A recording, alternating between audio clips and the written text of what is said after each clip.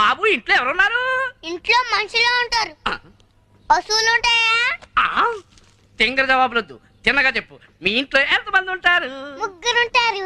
వాళ్ళ పేర్లేంటి? నా పేరు నితిన్, మమ్మీ పేరు శ్వేత, ఇంకొక అతని పేరు శివ. అతను ఎవరు? మీ నాన్న అని అంటూ ఉంటాడు, కానీ నేను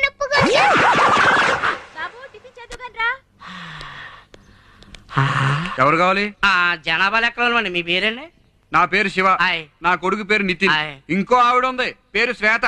వాడికి మమ్మీని అని చెప్పుకుంటుంది. ఆవిడికి నాకు ఏ సంబంధం లేదు. మీరు జనాభా లెక్కలుంటా మమ్మీ. ఏమి లెక్కలో తల్లి, అన్ని తిక్క తిక్కగా ఉన్నాయి. నువ్వన్నా క్లియర్ గా చెప్తే రాసుకుని పూటకి సెలవు పెట్టి ఇంటికి వెళ్ళిపోతా. నా పేరు శ్వేత. పేర్లొద్దు తల్లి, వరుసలు చెప్తే చాలు. నేను వీడికి మమ్మీని, ఉమ్, అతను వీడికి డాడీ. ఉమ్. కానీ అతనికి నాకు ఏ సంబంధం లేదు. మమ్మీ డాడీ పిల్లాడున్నాడు కానీ సంబంధం లేదు. ఏ సంబంధం లేదు.